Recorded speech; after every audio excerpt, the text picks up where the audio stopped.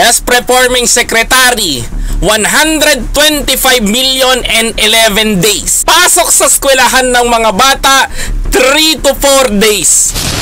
Educational system sa Pilipinas, low grade. Harry Roque, mga kababayan ko. Aba, nako, matindi-tindi tong si Harry Matindi-tindi to Naniniwala ba kayo na best secretary si Sara Duterte? Ako. Maniniwala ba kayo na the best secretary itong si Sara Duterte? Mga kababayan ko, naniniwala ba kayo doon, mga kapatid? Naniniwala ba kayo doon? Kung naniniwala kayo, pag-usapan muna natin to. Ito po, mga kababayan ko, ito, panoorin natin to.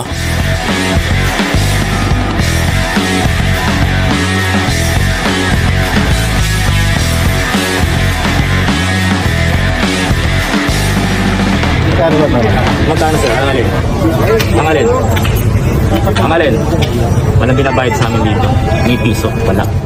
Unang pangyayari, bad shot si Inday Sara, sumagot ang Inday Sara, walang kinalaman ang kanyang mga sinasabi sa aking mandato bilang isang public official.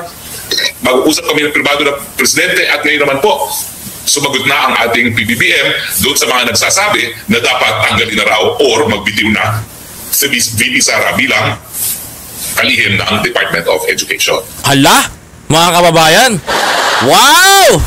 Harry Roque, ikaw ba yan? Ikaw ba yan, Harry? Parang nung nakaraan lang sinasabihan mo si Pangulong Bongbong Marcos ng pulburon Tapos ngayon, ating BBBM na. Abay, malupit pala si Harry Roque, no? Doble gara, baliktaran. Mga kababayan ko. Sumagot na daw. Sabi ko nga sa'yo, sinagot na daw ni VP Sara Duterte itong si First Lady Lisa sa kanyang mandato, mga kababayan ko. Yung mandato po na wala daw pakialam nyo, wala daw hadlang sa mandato niya ang sinasabi po ng ating bise. Kayo ba ay naniniwala ba dito, mga kababayan ko? Ako kasi wala daw sa trabaho niya pero ang pinagtataka ko kasi ito no? Ito pinagtataka ko spokes, ito spokes Harry.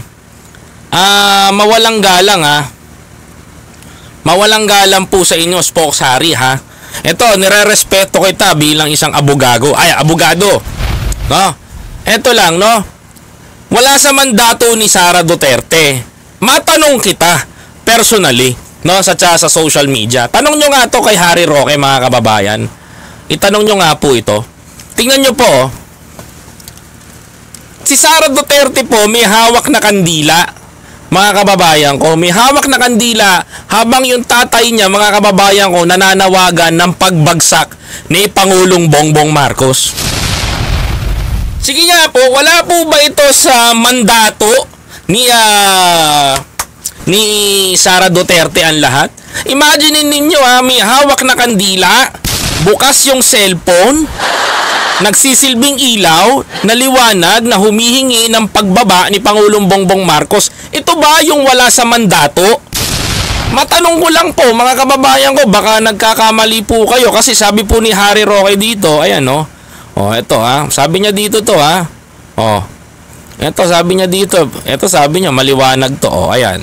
Pakinggan niyo Inday Sara, sumagot ang Inday Sara, walang kinalaman ang kanyang mga sinasabi sa aking mandato bilang isang public official. Walang kinalaman bilang public official. Ano tawag mo dito? Obviously, mga kababayan ko, if you are in rally, may hawak ka na kandila at lahat ng mga nananawagan doon ng pagbaba ni Pangulong Bongbong Marcos ay humawak ng kandila, simbolo na nanghihingi sila ng liwanag at pagbaba ng Pangulo. Mga kababayan ko, ito yung sinasabi ko sa inyo, mga kababayan ko, na matindi-tindi, di ba? Wala daw pakialam sa mandato. Ito yung kinakagalit ni First Lady. Sabay kayong nangampanya tapos walang pakialam sa mandato. Eh, ano tawag mo dito?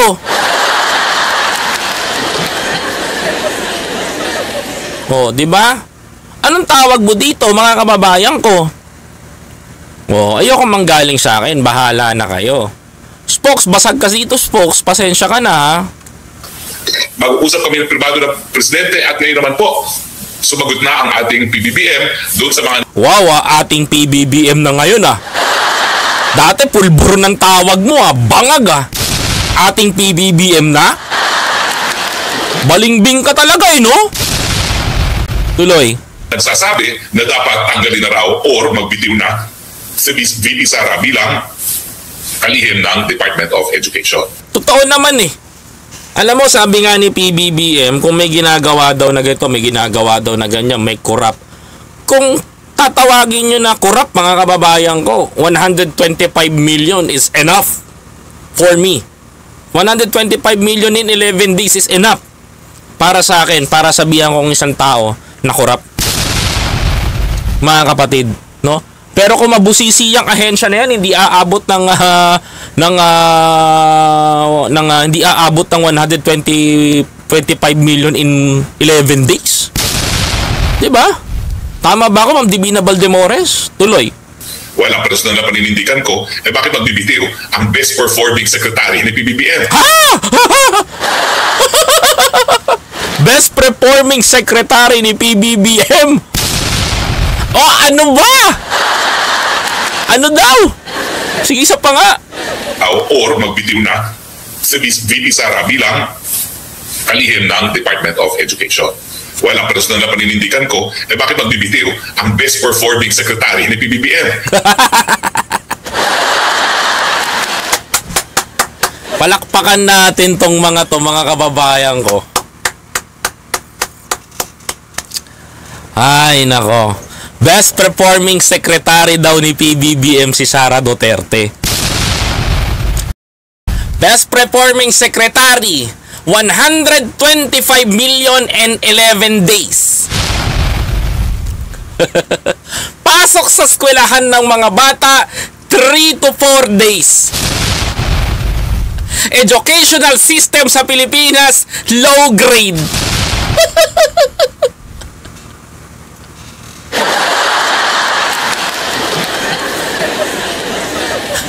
Best secretary, if you say best secretary si Sara, sorry, I'm telling you this, Mr. Roque. No? I'm telling you this, no?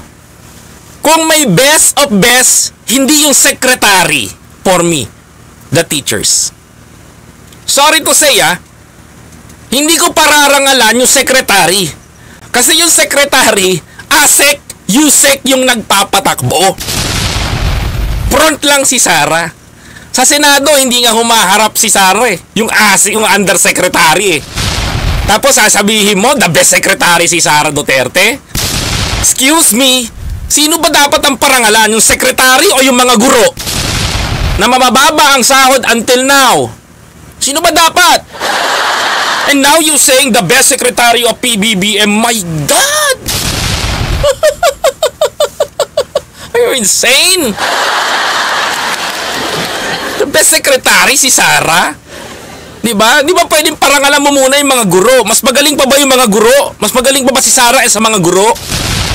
Kung ako may papalakpakan ako dito sa Department of Education, yun yung mga teachers na nagtsatsaga na mabababa ang kanilang sahod. No, di ba? Tapos sasabihin nyo, the best secretary of PBBM, my God, yung educational system nga sa Pilipinas, yung mapaangat. Nakakadiri. Hindi ako magsasalita ako doon. No, magsasalita ako doon. Mga kababayan ko, kung sasabihan mo na the best secretary ng administrasyon ni PBBM. If you say the best secretary, one of the best. Eh yung problema nga sa CHED yung 1,900 na estudyante na go student. The best secretary, no? The best secretary talaga. Oh, di ba, Ma'am Ses Andaya? Oh, the best secretary, no, na may 125 million in 11 days, may 1,900 na go student, tapos yung educational system sa Pilipinas, low grade. If Sara Duterte is the best, one of the best secretary, mga kababayan ko, listen, no? Listen. Dapat ang education natin standard na standard. Pasok nga ng bata ngayon, synchronize synchronous classes. Imagine that, mga kababayan ko. DepEd nag-declare ng asynchronous classes, no? Pwede naman mag-online class yung mga bata. 'Di ba? Mga kababayan ko, pwede mag-online. Nasubukan na natin ng pandemic. Pwede tayo mag-online classes, mag-enroll sa online. Asynchronous tayo. My God, DepEd. Nako, ang dami niyong paraan. Takot kayo maglabas ng pondo. Diyos ko. Oh, di ba sa mga public school ngayon, asynchronous classes? Tapos sasabihin mo, the best secretary ni PBBM. Papalakpakan kita dyan. Award ka sa akin. Bongga! Makalayas-layas kayo mga kinikilabutan ako. Diyos ko. Dapat talaga mamuno dyan sa DepEd, teacher eh. Teacher talaga. Kasi teacher can understand she or his co-teacher. Tama? Maiintindihan niya yung kapwa niya guro eh. And she can understand the problem of the student. Hindi ako maglalagay ng mayor dyan, mga kababayan. Diba? Ano bang alam ng mayor sa pagpapatakbo ng edukasyon sa bansa? Oh, mga kababayan ko. Hindi, literally, masakit man to para sa akin, pero this is my comment, mga kababayan ko. Why I'm favor na palitan si Sara, it's because, mga kababayan, it's because, dahil, mga kababayan ko, no, dahil, ang sakit tignan eh. No, hindi ka namang guro. Di ba? Ano ba ang pinagpapower mo na magstay ka dyan? Di ba? Hindi, ayoko sabihin na wala kang silbi. Kasi even yung eskwelahan ng mga public school dito sa amin, until now, giba-giba pa rin eh. Naputulan pa nga ng kuryente eh. Hindi pa tumulong yung LGU, wala pa eh. Pero pondo ng DepEd, walang tumulong eh. Tapos yung klase ng bata ngayon, asynchronous. Pwede naman tayo mag-online. Kasi ano nangyari? Yung binili kasi ng tatay mo na laptop na pinamigay sa mga teacher, substandard. Hindi mapainabangan ngayon. O, di ba? Cause and effect. Bumili tayo ng substandard na laptop. Ang ending, mga kababayan ko, hindi magamit. Nako. Grabe, mga kababayan ko. The best Cabinet Secretary of President Bongbong Marcos. Wow! Shoo!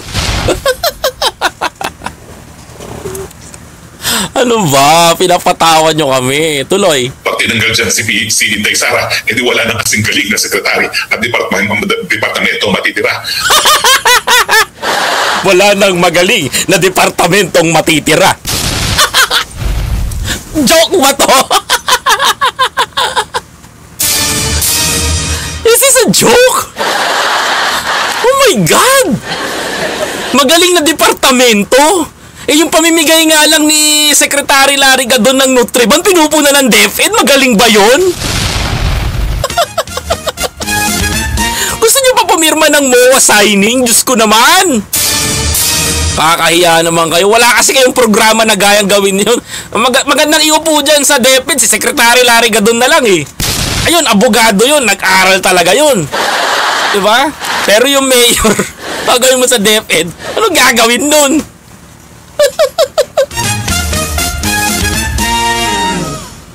Tuloy. Ang may iwan lang dyan, mga DOTR, mga DSUD. Hoy, ang kapal ng pagmumukha mo, DOTR, DSUD. Oy, kabubukas lang nung bagong airport ngayon, no? Gagawa ng DOT, programa ng Pangulo gamit ang DOTR. O, ayan. O, anong programa ng DepEd ngayon? Nga. Si Sara, wala naman dito. Nandun, sa Go Negosyo Youth. Nagsasalita. Tuloy. Ay, naku po. Huwag na tayo mag-usap tungkol dyan. Pero anong sabi ni PBBM? Ito po, babasahin ko ha. Sabi daw ni PBBM niya, any of the cabinet secretaries will be replaced kapag hindi nila ginagawa ang mga trabaho niya. All other things are not part of the discussion. Kapag hindi na kaya, nagkasakit, sabihin mo na lang, papalitan ka namin. Ayan. Kapag hindi talaga marunong o kurap, tatanggalin ka talaga namin.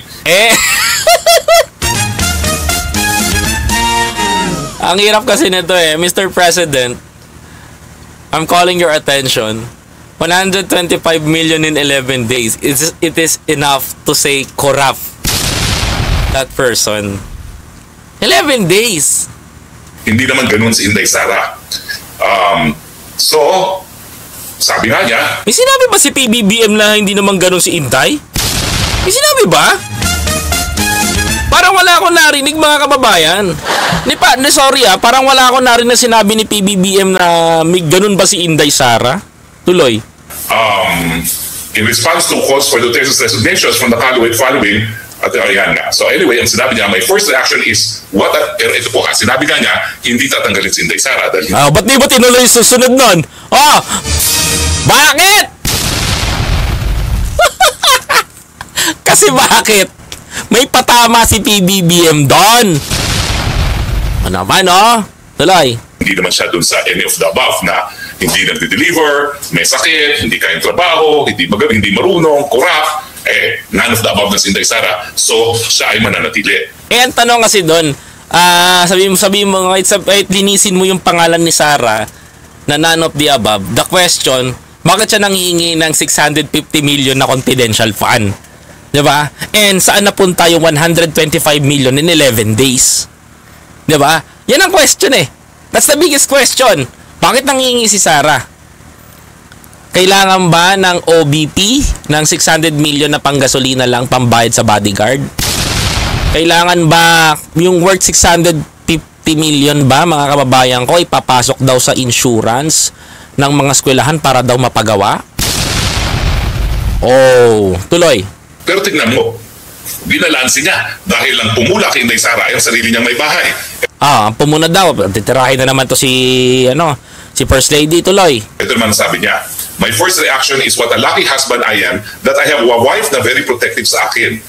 Kapag may nakitang hindi magandang sinabi tungkol sa akin, she gets very upset. Totoo naman kahit sino naman, di ba? Kagaya ko, si Susie Shu, nagsasabi ng gano'n, na-upset yung misis ko kasi kala niya, ano siya sabi. Pero I'm saying, I'm very proud because I'm a lucky husband. Mga kababayan ko. Ang problema, hindi niya lang maintindihan yung pinag-uusapan natin dito. Ayun ang purpose ko doon, di ba? Mga kababayan ko, hindi niya lang maintindihan because I am an influencer and same with the President, that President Bongbong Marcos, the President of the Republic of the Philippines, lahat ng tao nakiking-admire sa kanya, lahat ng tao may galit sa kanya. At kung yung asawa ko naman may magagalit sa akin, magagalit din siya. Same the situation, di ba? Maraming salamat po, Ma'am Jessie G, for your super chat. Ayan, thank you. Tuloy, si Susie Shu kasi. We cannot blame her. So nanimbang ang PBBM. At talaga maninimbang siya. Di ba? Pasabi, alangan naman kampihan niya lang asawa niya. Alangan naman kampihan niya lang si Sara. That's very unfair. Alam niyo, mahirap maipit sa dalawang taong nag-uumpugan. Totoo yan. Hindi niya tatanggalin si Inday Sara, pero thank you, my love Lisa, dahil ikaw ay overprotective. And thank you, my love Lisa, if overprotective. Talagang overprotective si Lisa. Asawa niya yun Di ba? Asawa niya yun Kahit sino naman Harry Roque, makinig ka sa akin. Sinasabihan si Bongbong Marcos ng bangag. Sinasabihan si PBBM ng bangag. Pinapababa siya sa pwesto sa Davao, sa baluarte nila Sara. At sinasabihan na si Lisa ay isang adik, si Bongbong bangag, may presidente tayong adik. Tapos nananawagan pababain si PBBM, mga kababayan ko, in front of na many Dabawenyos, tapos makikita mo yung vice presidente mo nananawagan din. Ayan o, ano tawag mo dito, Roque?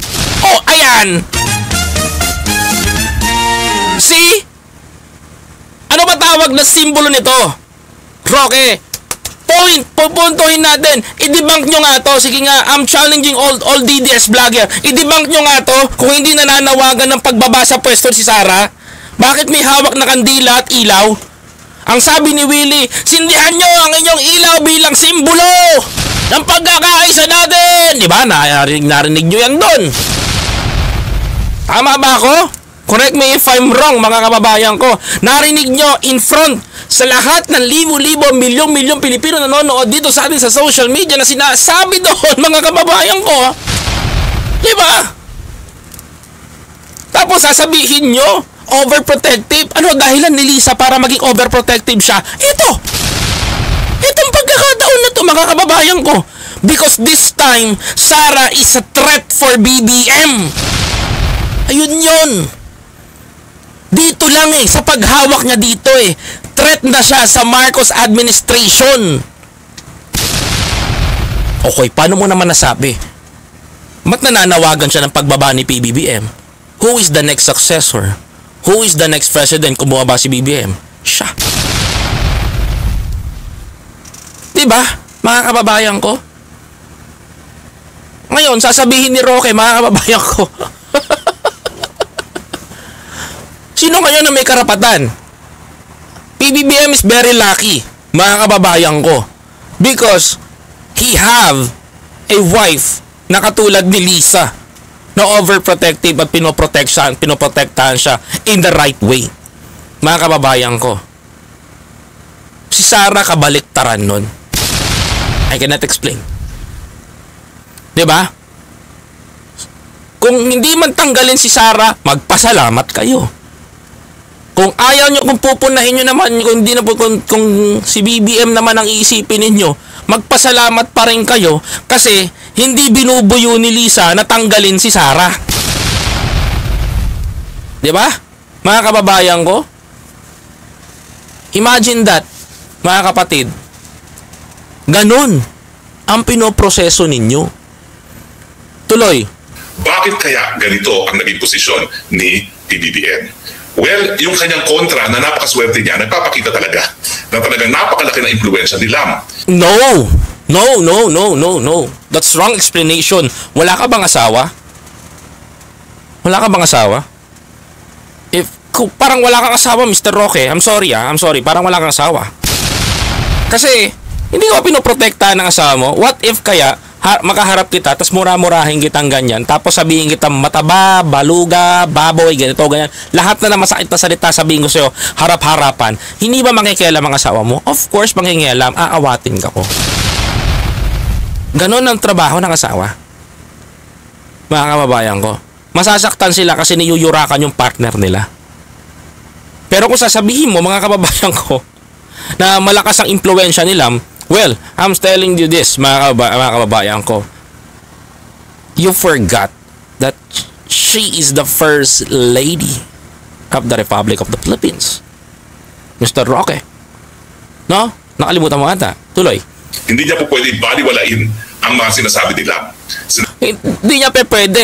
Sabi ko nga sa'yo kung sasabihin yung pinapatanggal nilang si Lisa, mga kababayan ko, ba't nananatili pa rin, kung pinapatanggal nilang si Sara, ba't nananatili pa rin si Sara dyan? Hindi ma-impluwensya. Si PBBM pa rin ang nasusunod.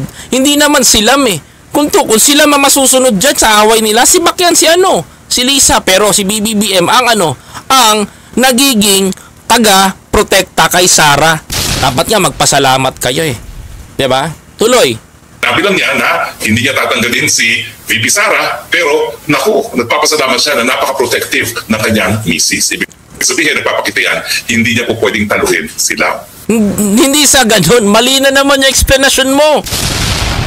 May buhay asawa ka ba? Parang hindi ka lalaki. Tatanungin nga kita, lalaki ka ba?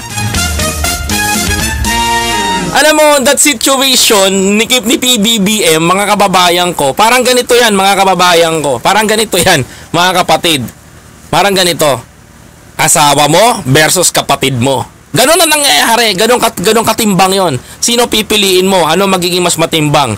Ako gagawin ko, gigitna ako sa dalawang nag-uumpugan, pero pahahalagahan ko yung asawa ko. Pero pahahalagahan ko rin yung kapatid ko. Ganun ang step nun. Pero, mga kababayan ko, dito ko nakita na hindi ka talaga lalaki, Roque. Kasi kung lalaki ka, maiintindihan mo to eh. So, totoo lang, kung lalaki ka, maiintindihan mo to. Bakit, mga kababayan ko? Because this is common sa isang pamilya na ikaw ang lalaki at nag-uumpugan yung asawa mo tsaka kapatid mo. Ito lang, no, mga kababayan ko. Napansin ko lang kay Roque to. Hindi niya naintindihan yung sitwasyon na yon. Ang sitwasyon na to related sa mga lalaki, kaya naiintindihan ko si PBBM. Di ba, mga kababayan? Tuloy. Sa totoo lang, kung ako yan, sasabihin ko, nako, my wife, wag mong pakialaman ang trabaho sa gobyerno. Ay, hindi. Bakla ka nun. Di ba?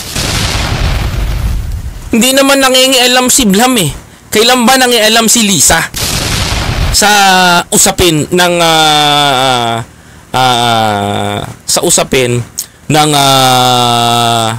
gobyerno? Kailan mga kababayan ko?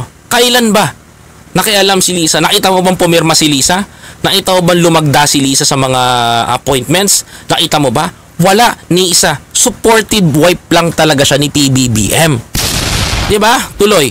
Dahil hindi yan sakop ng katungkulan ng First Lady. Talaga di naman sakop ng katungkulan ng First Lady na mangialam eh. Ang trabaho lang niya, asikasuhin ng asawa niya. Ngayon lang yun. Yan po talagang sasabihin ko. At yan ang dapat na sinabi niya nang matigil na ang pakikialam ng isang walang mandato sa gobyerno. Pero hindi po niya nakuhang sabihin yan. Bagamat sinabi niya na hindi dapat tatanggalin si Inday Sara. Bakit sasabihan ni Pangulong Bongbong Marcos na patigilin ng asawa niya? Na ang gusto mong mangyari ganito, mga kababayan ko? Ganito ba? Ganito ba gusto mong mangyari? Sabihin ni Bongbong Marcos kay Lisa na, stop! Hanggang dyan ka lang, hindi ka pwede tumungtong dito. Hanggang dito ka lang, hindi ka pwede makialam dito. Yung ba gusto mong gawin ni PBBM? Sorry, hindi bastos si Bongbong. May lalaki kami. Ito usapang lalaki. Usapang lalaki. Hindi ka kasali. Lalaki kami. Kaya ang lahat ng to, usapang lalaki, hindi ka kasali.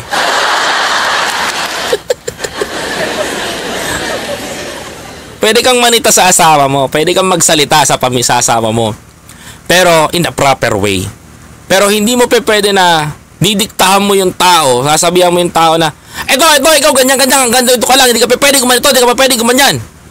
Tanda mo, abogado yung asawa niya. In legal battle, in legal way, pwede magtanong si PBBM doon. And advice niya yun. Makapangyarihan lang yung advice niya. In legal matter. Abogado eh. Diba? Mario, si Roque. Hindi niya na po ang sabihin tumigil sa paghihimasok sa mga bagay-bagay na hindi dapat pinaghihimasukan ng walang mandato ng isang First Lady. Hindi nanghihimasok si First Lady kahit kailan. Don't insist to the people of the Republic of the Philippines na may sinasabi si Lisa at merong mandato si Lisa na may ginagawa si Lisa. Stop that, Mr. Roque. Tuloy. So nakikita natin, hindi kaya ng powers ni PBBM ang LAM. Ngayon palalabasin mo naman under desire si PBBM. Wala na, hindi na puputok yung pakulo nyo ni sila Senator Amy. Hindi man maniniwala ang tao ngayon. Tuloy. Pero bakit kaya hindi kinagad ni PBBM yung panawagan ng mga sipsip sa kanya na dapat nang umalis si Inday Sara sa DepEd? Ganito yan, makinig ka. Bibigyan kita ng taktika. Pauunahin kita. Magre-rebat ako sa'yo. Nariyan yung katotohanan, kahit na sinabi ko kanina, she's the best performing secretary. Pag tinanggal mo pa yan, edi wala na. Roque naman natatawa naman ako sa'yo. Best secretary. Puro karamihan nandun sa kanyang cabinet members, palpak, isa-isahin ko pa ba? Palpak daw ha. Eto, sagutin kita. Pag tinanggal ba si Sara Duterte, sa tingin mo, makakatulong ba sa Pilipinas yon? Ngayon. Sa ngayon, mga kababayan ko. Pag tinanggal ba natin si Sara Duterte, Sa tingin nyo makakatulong ba sa Pilipinas? Kung ako tatanungin nyo, dalawa. Dalawa lang. Isang oo, isang hindi. Ano yung oo, mga kababayan ko? Pag napalitan si Sara biglang cabinet secretary sa Department of Education, magiging maganda ang imahe at maglalagay tayo ng teacher. Maaayos ang Department of Education. Yun lang ang sa akin doon. Especially the CHED, mga kababayan ko, mga kapatid. Yung no, mga kababayan ko, dahil sa sobrang daming mga tungaw na naniniwala pa rin sa inyo at naging panatiko ng mga DDS, sa tingin nyo ba yung 20% na yan mawiwin natin? Yan 20% na nabilang ninyo, sa tingin nyo ba magiging maganda ba? Ang iniisip lang ni PBBM, hindi kayo, yung mga naniniwala sa inyo na maliligaw pa ng landas, yung magkakaroon pa ng galit sa gobyerno. Ano ba pinopromote ni PBBM? Unity team. Kahit na hindi si Sara, naka-unity team. Tama ba? Mga kababayan, pagkakaisa. Kung sa Dilaw nga nakipagkaisa tayo. Mga kababayan ko, kahit sa Kakamping, nakipagkaisa tayo. Because what we want is kapayapaan sa bawat isa. Kayo, dahil sa ayaw nyo makisama, lumabang kayo, yung 20% na yun yung opposition ngayon. Sa tingin nyo, pag tinanggal ba si Sara, mahihilom ba yung sugat ng kahapon? Nahilom natin ang sugat ng kahapon at napaliwanag na natin ang lahat sa Marcos, mga kababayan ko. Hindi magagawa ni PBBM ang kanyang gustong mangyari sa bansa na magkaisa kung meron naman 20% na magiging salot ulit sa bansa natin. Tama ako? Yan ang dahilan ni PBBM kaya hindi niya pa pinakukulong yung si Duterte din. Dahil ayaw ni PBBM lumikha ng banibagong salot sa bansa natin. Tuloy. Airport. Nasaan ang 1 million houses? Nasaan yung I love the Philippines? O, di ba? O, isa-isa pa na, nasaan ngayon ang mga build? O, bakit? Trabaho ba ni PBBM yung build? Kay Duterte yun na. Yung 600 million yung na tulay, sablay sa Isabela eh. Tapos, saan na yung yung 125 million in 11 days, yun yung mapaliwanag eh. Migil nga kayo. O, nasaan na yung depensa ng bayan? O, di ba? O, nakukuha na natin isa-isahin. Talagang nakakaiyak pong nangyayari. Kayo, naiiyak kayo, kami hindi. At siyempre, pagdating naman sa ating finance team, nasaan yung mga hakbang para mapababa ang presyo ng mga bilihin? Kung gusto mo pala mapababa ang presyo ng mga bilihin, umpisahan natin sa economic provision. Yun lang ang solusyon. Alam nyo, kahit magpukol pa kayo kay PBBM, kahit magsalita pa kayo kay PBBM right now ng kung ano-ano, pati napapababa ni PBBM mga presyo ng bilihin, my God, mga kababayan ko, hatakin natin na maiayos ang ating constitution. Kasi ang nagpapahirap sa bayan natin, hindi naman yung presidente, hindi naman yung nagpresidente, hindi naman yung mga senador, hindi naman yung mga politiko, kung hindi yung ating yung ating konstitusyon. Yung konstitusyon natin na nagpapahirap sa taong bayan na sinusunod ng kahit ng presidente natin. Kaya kahit na sino pang presidenteng iupo mo dyan sa loob ng Malacanang, tandaan nyo, hanggat hindi napapalitan yung economic provision at yung constitution natin, hindi mababago ang presyo ng bilihin, pataas pa rin ng pataas yan, Mr. Roque. Kaya wag mo isisi kay presidente. Diba? Tama ba ako? Nasa ng mga hakbang para mapataas ang sweldo at maparaming trabaho. Ay, naku, tigil na natin. Tapos ngayon, ititigil na natin. Di ba? Gusto mo palang mapataas ang presyo ng trabaho. Di magpapasok tayo ng investor. Paano tayo makakapagpapasok ng investor kung bulok na sistemang economic provision natin? Di ba? Ano ba yung economic provision ko? Yan yung nakapaloob sa constitution na sinusunod na batas ng lahat ng politiko at kahit ng presidente ng Pilipinas. Di ba? Ang kailangan natin makapagpapasok ng investors. Paano tayo makapagpapasok ng investors? Mabaho nga daw at pangit ang PI, sabi nga daw ni Senator Joel. Mabaho di ba? Mabaho nga daw yung PI. Ang gusto nga namin makapagpapasok ng investors. Paano tayo makapagpapasok ng investors sa atin? Paano pupunta sa atin ng investors, Mr. Roque? Kung pag-uusapan natin ito, mahabang pag-uusapan, pero I'll make short story for this, no? 60-40 lang ang hatian. Kung ako dayuhan, hindi ako magi-invest sa Pilipinas. I have $1 million peso. I have $1 million para mag-invest sa Pilipinas, tas 40% lang ang sa akin. Itong mga businessman sa Pilipinas, 60% laway lang ang puhunan. Ano yun? Nagkakalokohan ba tayo dito? Paano ako mag-i-invest dyan? Mag-i-invest ako sa ibang bansa na may magandang economic provision. Ang gustong gawin ni PBBM, mga kababayan ko, palitan natin yung economic provision kaya tayo mag-PPI, mag-People's Initiative. Nang sa ganon, mga kababayan ko, makausad tayo, mapalitan natin yung provision na yan na nagpapayaman sa mga taong mayayaman at nagpapahirap sa mga taong mahihirap. That's the solution ngayon, mga kababayan ko. Kaya lahat ng investment na inipon ni PBBM, hayaan ninyo, mga kababayan ko. Pagdating ng panahon, itatampal ko dito sa tao na to lahat ng pinagpaguran ng Pangulo natin. So, in other words, wala sa namang choice because VP Sara is the only good news in his cabinet. Oh. Tanong ko dito, kung si Sara ba mapaupo natin si Sara Duterte sa Pilipinas bilang presidente, uunlad ba ang bansa natin? Mga kababayan ko, ang sagot ko dito, hindi. Kahit si Sara pa ang maupo bilang presidente ng Pilipinas, hindi uunlad ang bansa natin dahil tandaan ninyo, susundin lang ni Sara yung ating saligang batas, yung ating konstitusyon, mga kababayan ko. Sabi nga ni Sara, hindi siya pabor sa pagpapalit ng constitution. Sa makatuwid, mga kababayan ko, kahit maupo pa si Sara ng 6 years, walang pag-unlad sa bansang Pilipinas. Real talk, Mr. Roque.